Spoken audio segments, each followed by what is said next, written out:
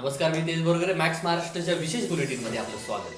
बुलेटिनच्या तत्पूर्वी आपण देशाची आणि राज्याची आकडेवारी पाहणार आहोत. देशाची आकडेवारी 21,724 झालेली आहे, तर राज्याची आकडेवारी 6,427 झालेली आहे.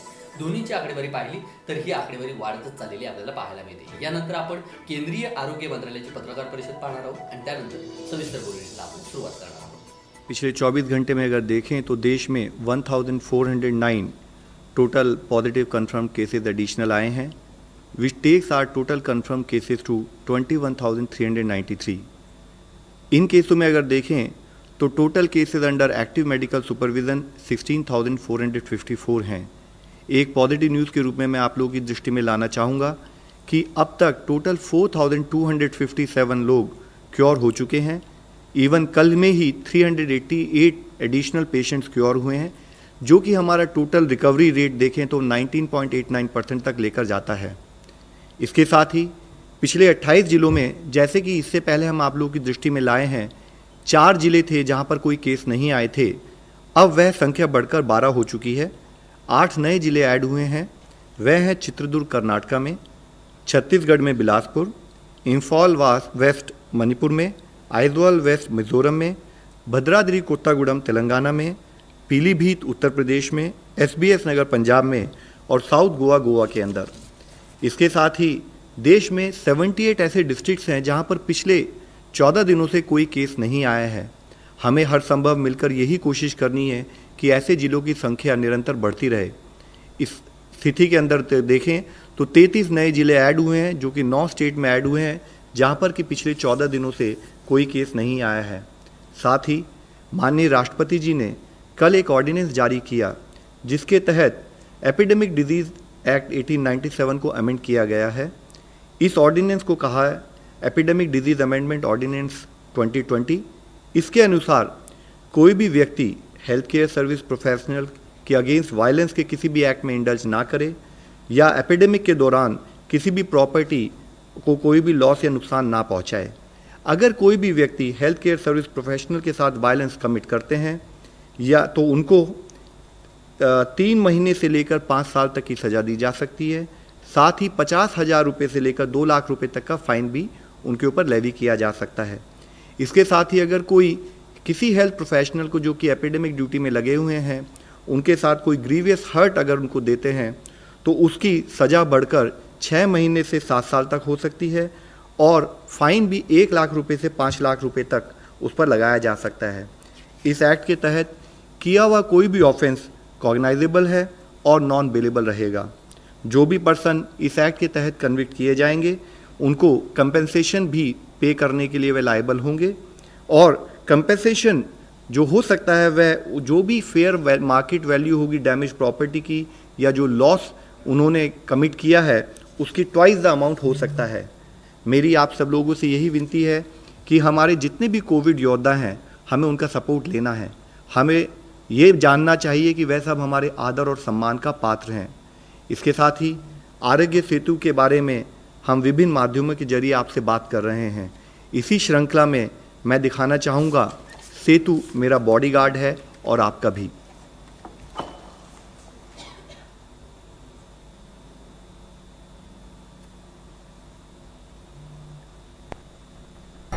Good morning sir. आप कौन? सर मैं आपका नया बॉडीगार्ड सेतु. सेतु? लेकिन मेरे पास तो ऑलरेडी बॉडीगार्ड्स हैं. सर मैं एक अलग टाइप का बॉडीगार्ड हूं. कोरोना वायरस से आपकी बॉडी को सिर्फ सेतु ही गार्ड कर सकता है. कोरोना वायरस से? वो कैसे?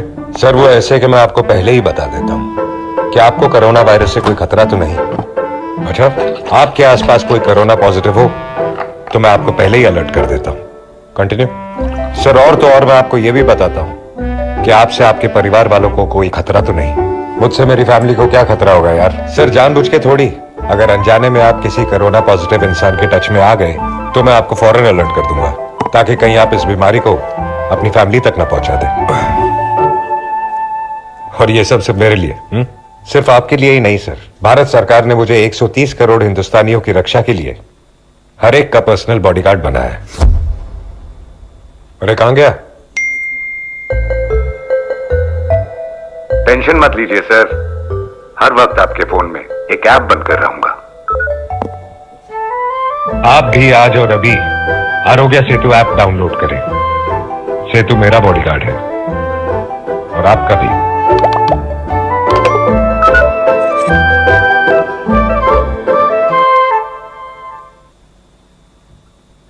Today, we are also joined by Mr. C.K. Mishra, Director ICMR and Director AIMS. आप सब लोगों को विदित है कि कोविड की इस लड़ाई में, इस महामारी के युद्ध में गवर्नमेंट की तरफ से 11 एम्पावर्ड ग्रुप बनाए गए थे गाइडेंस के लिए, और उसमें से एक ग्रुप नंबर 2 जिसका मुख्य कार्य है कि अवेलेबिलिटी ऑफ हॉस्पिटल्स, क्वारंटाइन और आइसोलेशन फैसिलिटीज़, डिजीज सर्वेलेंस और टेस्टिंग के विषय में गाइडेंस देना, काम करना। अब मैं रिक्वेस्ट करूंगा सी.के. मिश्रा साहब से कि फर्दर हमें बताएं प्लीज़। फ्रेंड्स, प्रतिदिन उस दिन की जो स्थिति होती है, जो प्रगति होती है, जो बदलाव आते हैं, उसके संबंध में मेरे कॉलीग्स लव अग्रवाल, पुण्या श्रीवास्तव, डॉक्टर गंगा आपको आंकड़ों से अवगत कराते हैं, स्थिति से अवगत कराते हैं और आप उसका विश्लेषण करते हैं। आज हम सब मिलकर ये प्रयास कर रहे हैं कि आंकड़ों से थोड़ा अलग हटकर हम इस बात की चर्चा करें कि इस कोविड की लड़ाई में एक, हमारी रणनीति क्या है और दो, हमारी तैयारी क्या है। इन दो विषयों पर हम फोकस करना चाहेंगे। As you are aware, we are passing through very very challenging times. Many of the countries which are known as developed countries in this world, with far more capacities and much better resources than us, are also facing huge challenge. तो ये पृष्ठभूमि है जिसमें इस बात को हमें समझना पड़ेगा। और आज एक महत्वपूर्ण दिन है। आज लॉकडाउन के 1 महीने पूरे हुए। तो इस 30 दिनों में हम कहाँ थे, कहाँ पहुँचे हैं और हमने क्या तैयारी की है, इस पर संक्षेप में मैं आपके समक्ष सारी बातों को रखना चाहूँगा। The first and foremost issue is, what has this 30-day lockdown done? मुझे ये पूरा एहसास है कि this has brought hardship to many people, but we must express our gratitude to all the people of India who are facing this hardship today so that we can save lives in future. और हमारा मूल जो मंत्र है वो है कि हम जिंदगी कैसे बचाएं और लोगों को ठीक कैसे करें। 3 प्रमुख चीज़ हैं जिसकी ओर मैं आपका ध्यान आकृष्ट करना चाहूँगा जो 30 दिनों के लॉकडाउन में हुए हैं। पहला, we been able to cut transmission, minimise spread and increase the doubling days, as Love Agrawal has always been speaking to you. Second, we have been able to consistently ramp up our testing. And third, we have been able to utilize this time gainfully for preparing ourselves for the future if the virus spreads further, and anyway, whatever is required to be done, we will need to do. So there has been a lot of action during these 30 days. हजारों लोग, ना सिर्फ हम जो दिल्ली में बैठे हुए हैं, फील्ड में हजारों लोग इस कार्य में लगे हुए हैं, और लोगों ने मिलकर और सरकार ने कई सारे ऐसे कदम उठाए हैं जिसने ये सुनिश्चित किया है कि इन these 30 days we remained more or less stable. And that is the first thing that I want to bring before you. And one of the critical tools, एक अहम हथियार जो हमने इसमें इस्तेमाल किया है वो टेस्टिंग। और व्हेन आई से testing, it is RT-PCR testing, जो हमें बताता है कि मरीज को बीमारी है या नहीं है। अब अगर हम टेस्टिंग को देखें तो मैं सिर्फ एक आंकड़ा आपके समक्ष प्रस्तुत करना चाहूंगा। 23 मार्च को हमने पूरे देश में 14,915 टेस्ट किए थे। On the 22nd of April, we have done more than 5 lakh tests. If you do a rough calculation, it is about 33 times in 30 days. But we are conscious of the fact that this is not enough, and we have to continuously move ahead and ramp testing in this country. We will continue to do that. हमने ये भी देखा है, और श्री अग्रवाल ने भी बताया, कि इस अवधि में हमारे नंबर ऑफ पॉजिटिव केसेस में भी बढ़ोतरी हुई है, और हमें उस बात को ध्यान में रखना है जब हम अपनी टेस्टिंग स्ट्रैटेजी बनाते हैं या हॉस्पिटल की स्ट्रैटेजी बनाते हैं। तो मैं संक्षेप में कुछ चीजें आपके समक्ष रखना चाहूँ, so that we are able to appreciate what is happening, and always keeping this at the back of our mind, that this may not be enough and we need to continuously work to do more and more on this. देशभरातल्या कोरोनाग्रस्तांची संख्या 21,724 वर 24 तासात 34 जणांचा मृत्यू. देशात कोरोनामुळे मृत्यू झालेल्यांची संख्या बुधवारी 652 झाली असून कोरोनाबाधितांची संख्या 20,724 झाली आहे. मंगळवारच्या तुलनेत बळींच्या संख्येत 39ने तर संसर्ग झालेल्यांच्या संख्येत 1,986ने वाढ झाली आहे, अशी माहिती केंद्रीय आरोग्य मंत्रालयाने दिली आहे. कोरोनाच्या सक्रिय प्रकरणांची संख्या 95,859 इतकी आहे. 3,959 लोक बरे होऊन त्यांची सुट्टी देखील देण्यात आलेली आहे, तर एक रुग्ण स्थलांतरित झाली आहे. आत्तापर्यंत एकूण रुग्णांपैकी 19% रुग्ण बरे झाले आहेत. पंतप्रधान नरेंद्र मोदी 27 एप्रिलला सर्व मुख्यमंत्र्यांशी संवाद साधणार. पंतप्रधान नरेंद्र मोदी हे सोमवारी 27 एप्रिलला सर्व राज्यांच्या मुख्यमंत्र्यांशी व्हिडिओ कॉन्फरन्सिंगद्वारे संवाद साधणार आहेत. कोरोनाच्या ह्या संकटकाळात गेल्या महिनाभरात अशा पद्धतीची तिसरी बैठक पंतप्रधान सर्व मुख्यमंत्र्यांसोबत करत आहेत. अर्णब गोस्वामी यांच्या विरुद्ध सोनिया गांधींबद्दल केलेल्या वक्तव्याप्रकरणी एफआयआर दाखल. महाराष्ट्राचे ऊर्जामंत्री नितीन राऊत यांनी दाखल केलेल्या तक्रारीनंतर पत्रकार आणि रिपब्लिक टीव्हीचे संपादक अर्णब गोस्वामी यांच्या विरुद्ध नागपूरमध्ये एफआयआर दाखल करण्यात आली आहे. धर्माच्या आधारे 2 समुदायांमध्ये भांडण लावण्याच्या उद्देशाने केलेलं वक्तव्य, धार्मिक भावना दुखावण्यासाठी केलेली कृती या बाबींचा या तक्रारीत उल्लेख करण्यात आला आहे. अर्णब गोस्वामी यांचा काँग्रेसवर हल्ला घडवून आणलेल्याचा आरोप.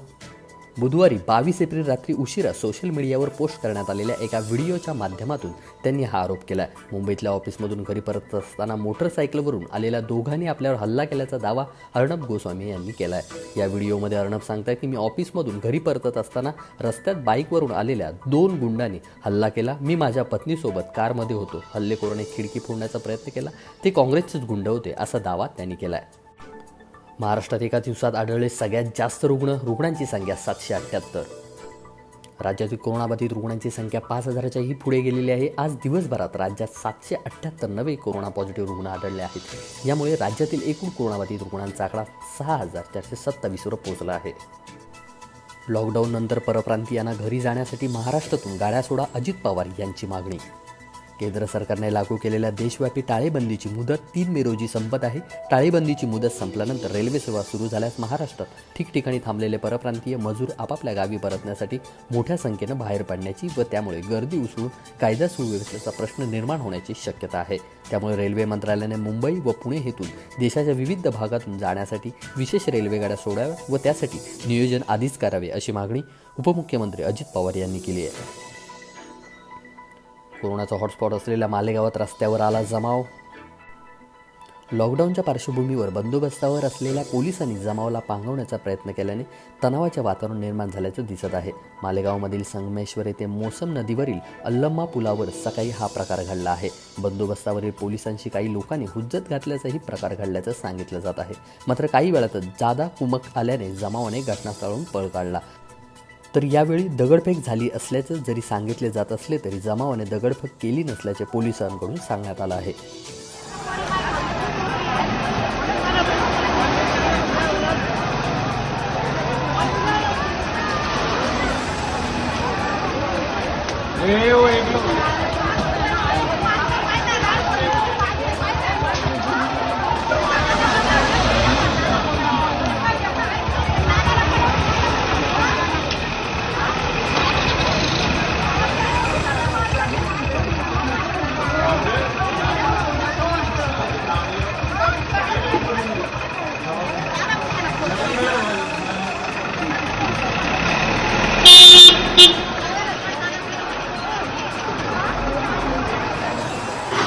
शाहरुखच्या ऑफिसचं विलगीकरण केंद्रात रूपांतर. शाहरुखचं हे ऑफिस विलगीकरणासाठी तयार झालं असून इमारतीच्या आत कशा प्रकारची सोय करण्यात आली आहे याचा एक व्हिडिओ गौरी खान यांनी शेअर केला आहे.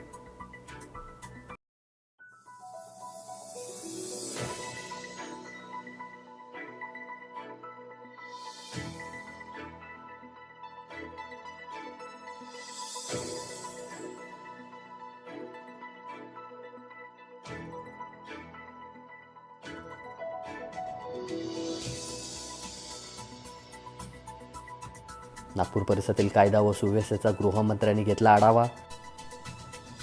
नागपूरमधील मेयो हॉस्पिटल चौक तसेच कोरोना हॉटस्पॉट ठरलेल्या सतरंजीपुरा व मोमिनपुरा या भागातील कायदा व सुव्यवस्थेचा गृहमंत्री अनिल देशमुख यांनी आढावा घेतला आहे. महाराष्ट्राचं अर्थचक्र सुरू करण्यासाठी अर्थव्यवस्थेसंदर्भात राज ठाकरेंचं उद्धव ठाकरे यांना पत्र. महाराष्ट्र नवनिर्माण सेनेचे अध्यक्ष राज ठाकरे यांनी राज्याचे मुख्यमंत्री उद्धव ठाकरे यांना एक पत्र लिहिलं आहे.